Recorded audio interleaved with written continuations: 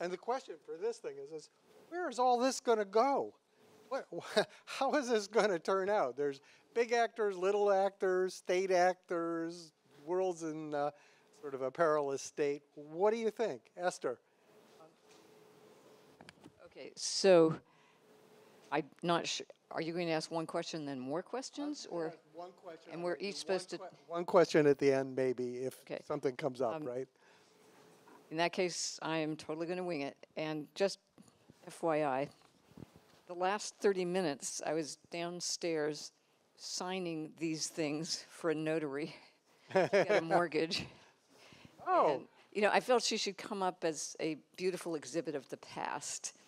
And unfortunately, the past still continues. But I'm going to... Land titles are one of the original black giants, yeah. right? Yeah, okay, yeah. No, I mean, it's whatever. It was not a... It was outdoors. She couldn't find a parking spot. Fundamentally, I think in some ways, lots of things are going to become more efficient, but I also think we need to be very careful not to think you can disappear into the metaverse or onto the blockchain, because as long as there's still physical, chemical human beings, and as long as someone can come break down the door of the place in which you are sitting at your computer or perhaps talking to your device or whatever, you're still vulnerable to some kind of physical jurisdiction. How did those things get into the blockchain? They may be immutable, but was somebody bribed to do it? Was the person who, you know, et cetera, et cetera. And so I think our biggest challenges are going to require not coders, but lawyers. In a sense, the code says how you can change the rules, but, and this is going to be different for DAOs, where the rules are the behavior of people among one another, the rules of ownership, versus lots of other things. But I think we are crazy to think that we're going to be able to create completely new forms of governance, because we're talking about people. And when we talk about we think of the nice, mostly white, well-educated people in this room. But there's a very, very different real world out there. There's a world with Ukrainians in it, Russians in it, Trump people in it, Biden people in it, and the we is going to be very difficult to determine. I'd really rather stop here and come back later. That's fine. So just a little bit of, we run a thing called law.mit.edu, which is, it turns out there's lots of lawyers in the world that agree with you. And they're thinking about how do you make composable law that can actually work with these systems. And go visit the site and see what the lawyers around the world are saying about it. But so much of behavior and governance ultimately is about culture. Right. I mean, you're in an organization. Who gets to tell who what to do? It's a DAO. Nobody gets to tell the real world's not going away. Absolutely. Janet. So I'm going to build on the L theme. So if you're making the argument for lawyers, I'm going to argue that the future is really going to need very deliberate leaders. And the reason I say that is I think we are seeing such a remarkable flurry of enthusiasm, possibility, hype, all that come together at this incredible moment. And there are these fascinating dichotomies that we now see, I think, that we just have to be mindful of and purposeful of as we enter the space. So when we think about a whole generation of people who perhaps are more comfortable with their virtual self as they enter the metaverse than they are with their physical self, what does that mean for the space around identity, personal identity, meaning how we feel about ourselves? I mean, we already have a generation of young people that can't take a picture without a filter. And so if you love your avatar more than yourself, what does that, what does that mean? And I think if we look at the possibilities around sustainability, the opportunity to embrace so much more efficiency, as you were talking about, and things like manufacturing and distribution and logistics to truly optimize that future, that has extraordinary promise, and yet there's this inherent contradiction that many of the validation methods that we currently use for blockchain are, of course, not always environmentally where we want them to be. And then I would highlight, from an accessibility standpoint and an inclusivity standpoint, I am deeply wedded and excited about, what we affectionately call the creator economy and all of the empowerment that comes from bringing people together all around the world and embracing this decentralization. But fundamentally, are we also creating a digital divide that is greater than what we've seen in the past, because some of the technology is not necessarily accessible price point or education wise to a broad range of the population. So as I work with a lot of large-scale brands and companies, we're thinking about metaverse and Web3, and not just the possibilities for consumers, but really within the enterprise to embrace these new ways of thinking about the analytics and possibilities that come from decentralization, but at the same time, embracing the notion that we have to be very mindful as leaders. So if you are a brand and you suddenly decide to mint NFTs, if you're a mass brand, is that accessible to all, or is it too esoteric a concept? So just being mindful as you look at the contradictions so that we can create and build the possibilities, but do it responsibly. So. I think that's a really important message. Usually, at a place like this, we talk about our own culture, which is rich, defaultly democratic, educated. But of course, that's a tiny fraction of the world. And what's happening in other parts of the world is incredibly important, both as from a moral point of view, but also not everybody out there is our friend. And other people have very different ways of thinking about why society ought to be organized. And how is the tension between our way of thinking and their way of thinking going to play out in these new tools? And what happens to the other 6 billion people who aren't on the web even yet, right? Yeah, look, we have to keep humanity at the center, just to leave it at that. That's a great message. Keep humanity, all of humanity at the center. Yeah. Can't get rid of it. Yeah. Mike. Why don't we try to bring in Yat Siu? Oh, is he?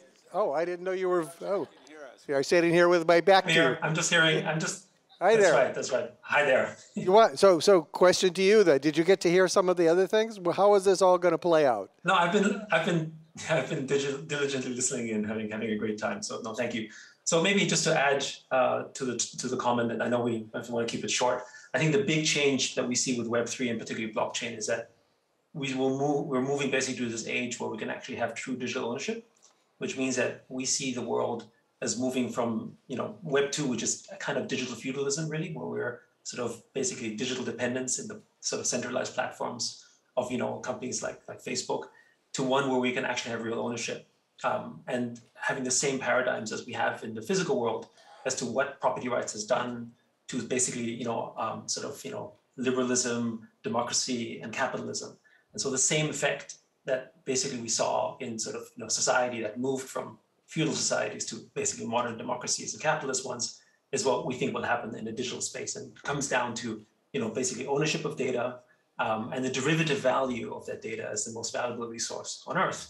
And that we actually then have, sovereignty over this and therefore also identity and ownership of that. And that will in itself create sort of a political and social revolution purely in the digital / metaverse space. And I think that's kind of where we think, the biggest impact will take place. And some people view this as a over-financification and the capitalization, and capital formation of digital assets. But we see the same effects because blockchain is a transparent layer, which means that you can see all the transaction layers that happen, which means you can therefore fairly value it, as we see in markets today, right? More transparency in the markets means more capital efficiency. And that's what's happening in blockchain, both in good and bad ways, right? And maybe the last point I'll put in is that because data becomes a public good, as opposed to a private good as it exists currently in Web 2, it means that Web 3 is inherently anti-monopolistic and might be the true answer to deal with these digital monopolies that we have today, as opposed to just with privacy rights, but actually one in which we can really have property rights around it. So a question about that, because everybody says, oh, Web3 gives you ownership of your data, but you actually have to give away either statistics or data to get value back. And a lot of the technology for doing that in a privacy-preserving way is underdeveloped. And again, to sort of look at other places in the world, like for instance, President Xi in China, recognizes that data is the primary means of production, which means, from his point of view, the state owns it. So what do you? Yeah, so the challenge is that if a central authority owns it, they can manipulate it and control it, and therefore they control your identity. Yeah. So the nice thing about blockchain is that, we think of this as a political technology because it now needs consensus from others. And in fact, it needs consensus from the majority in order to move forward. Or you fork the network, or you do something else, right? Which is something that, you couldn't really do before. And while the technology is still in its infancy, basically with zero knowledge proofs, you can actually anonymize data, but still create and understand the value that that data derives, right? The problem we have right now is that data goes inside these black holes, and we have no idea what it actually means, right? So therefore, we just assume it's worth nothing.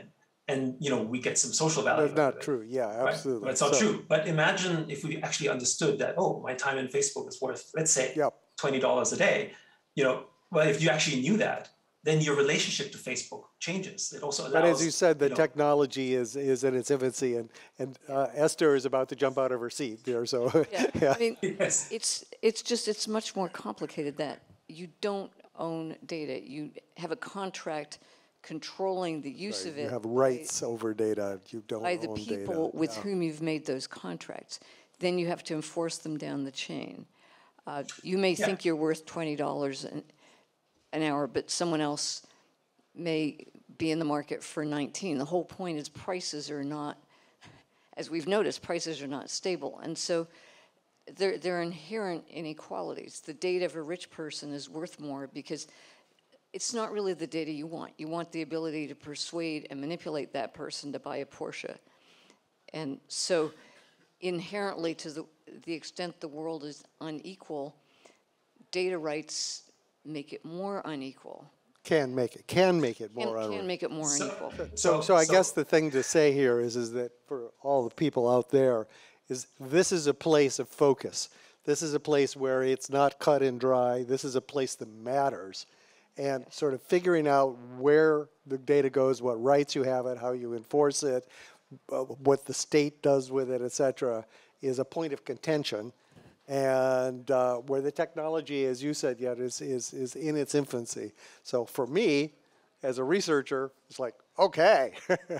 For everybody else, it's like, uh-oh, we better get that done pretty soon.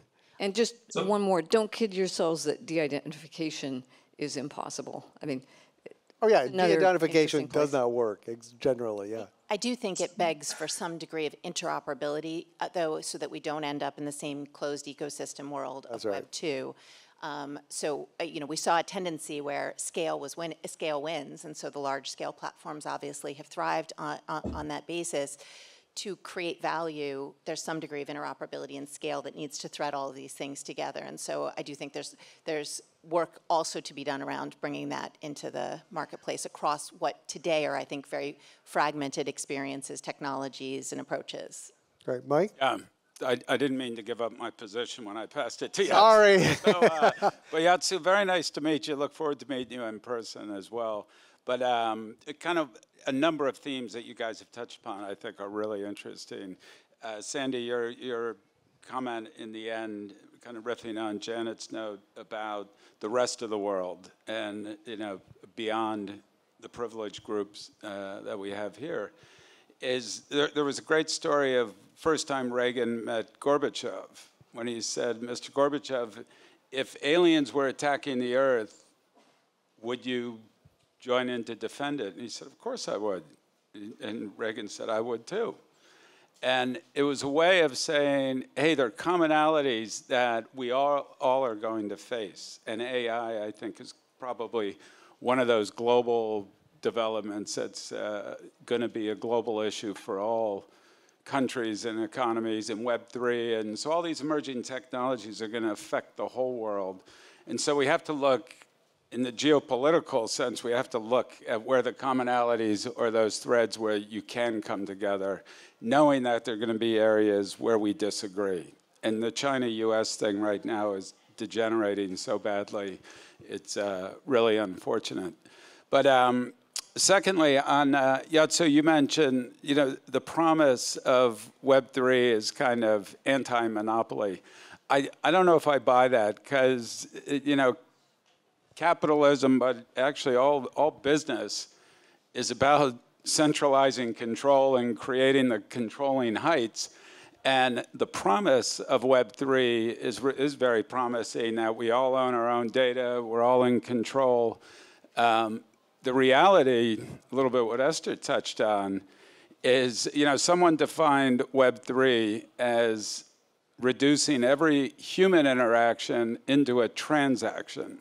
And that's basically what all digital kind of innovation has been about, because the hundreds of billions of dollars advertising industry is a great funding system to develop all this technology.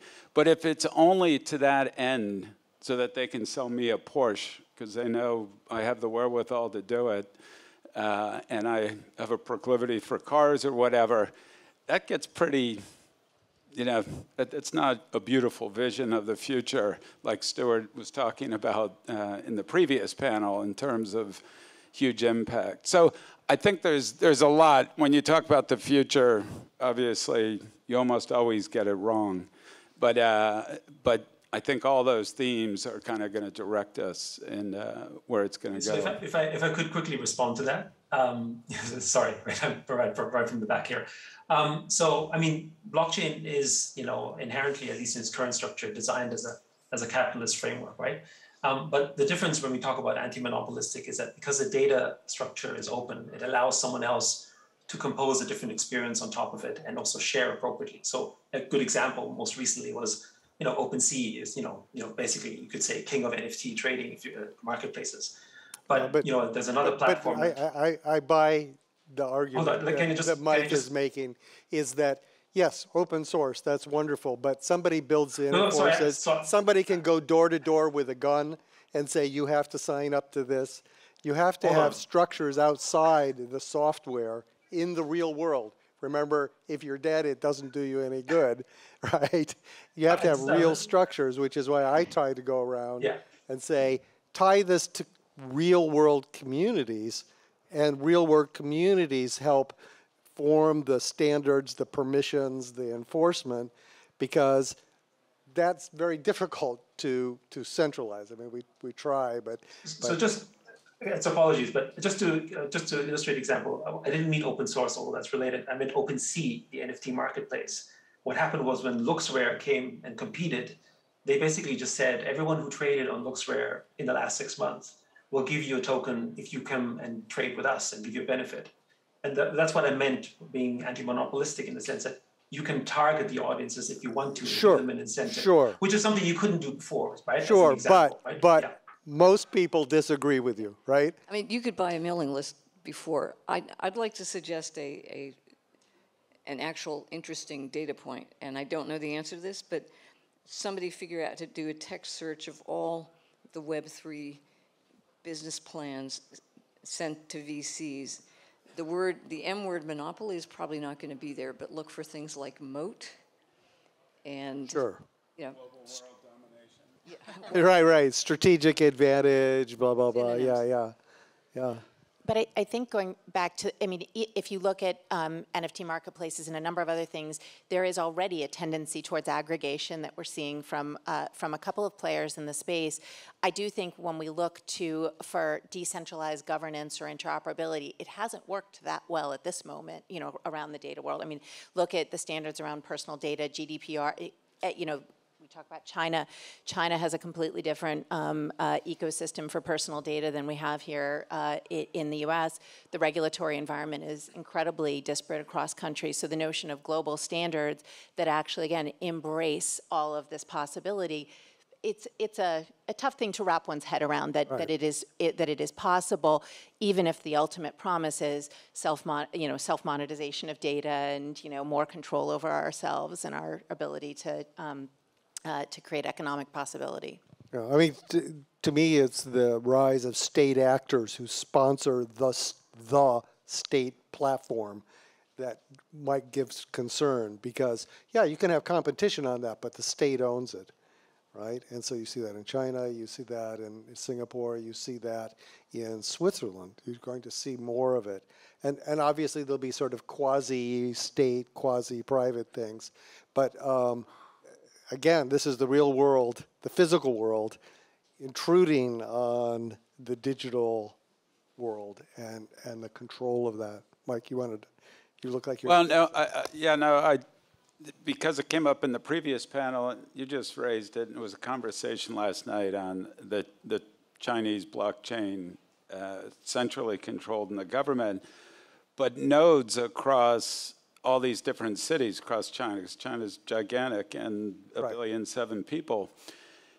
Will that backfire on them in the sense that it gives the centralized power to the cities as opposed to Beijing, or maybe gives greater power? It's hierarchical the way the banking system is. Yeah. There's the treasury, but there's also commercial banks, and then there's companies operating underneath that. So yeah, power is diffused, but...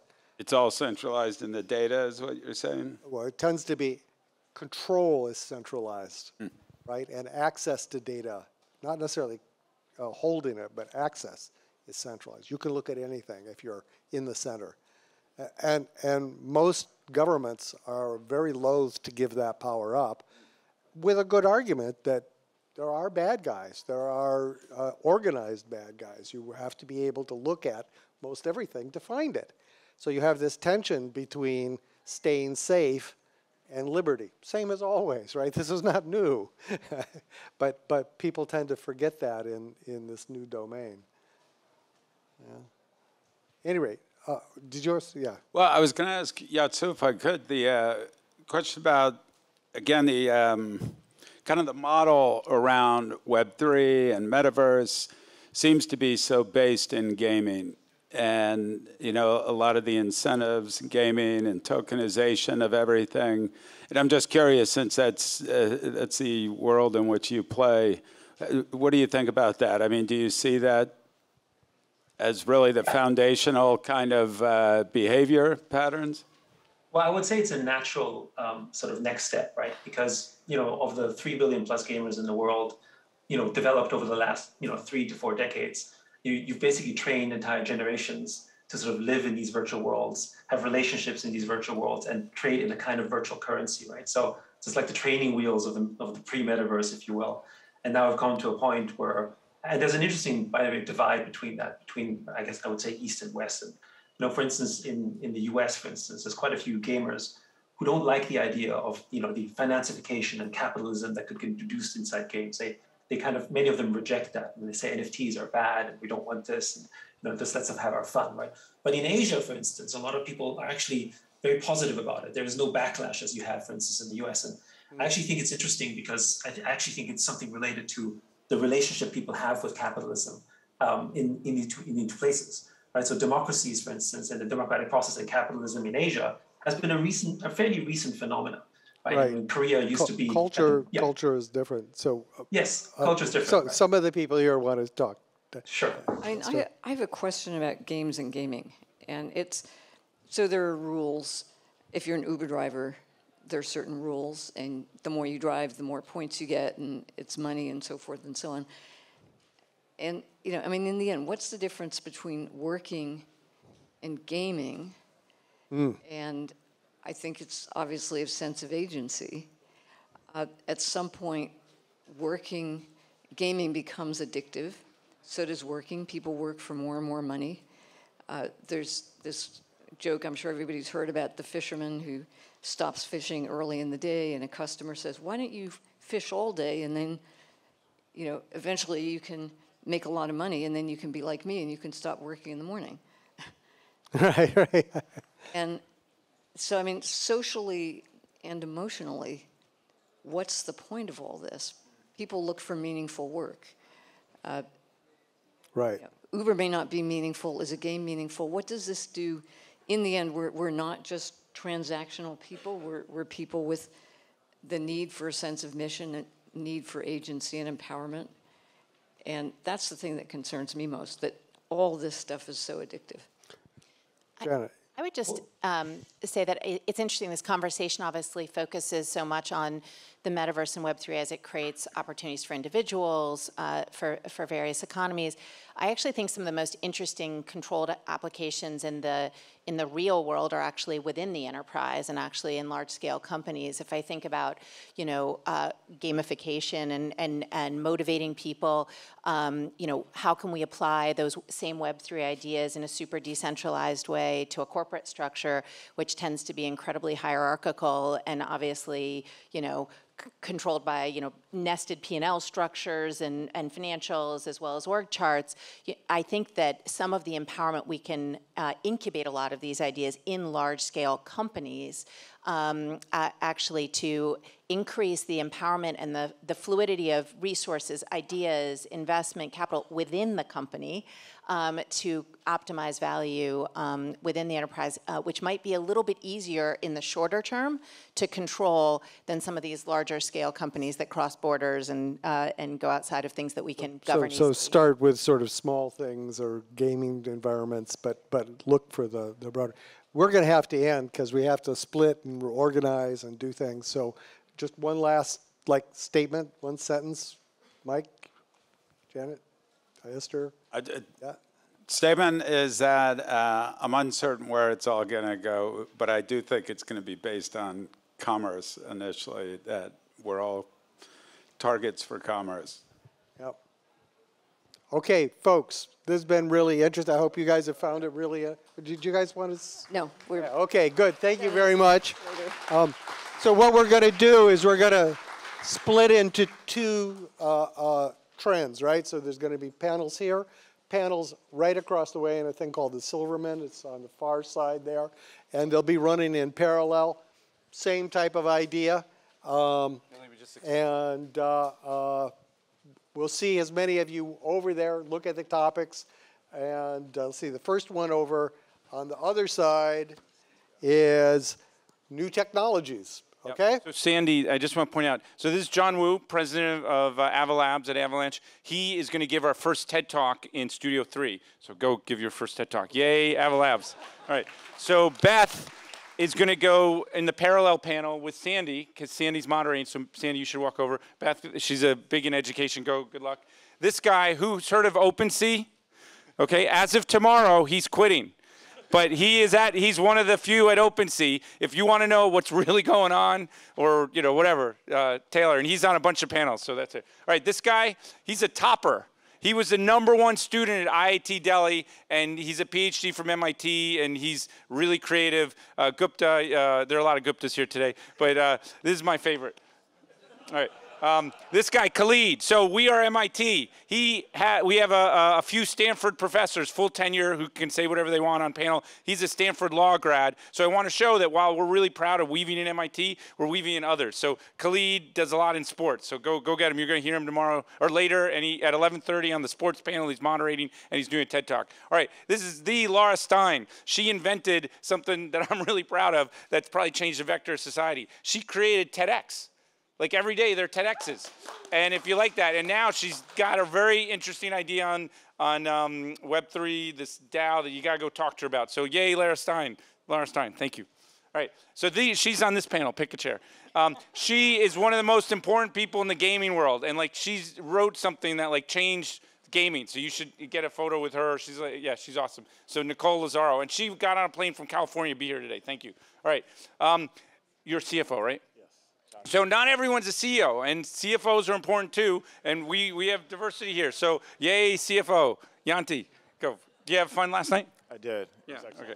All right, so I love this guy. He has an idea of crypto to Mars, okay? And you're like, oh, that's crazy. But he's an MIT guy. He's part of a killer network of MIT alumni, and I don't know if this Mars thing's going to work out, but he's someone to watch. And Paul's giving a TED Talk on that later. Okay, you did good. Come to it. Yeah, all right, bye.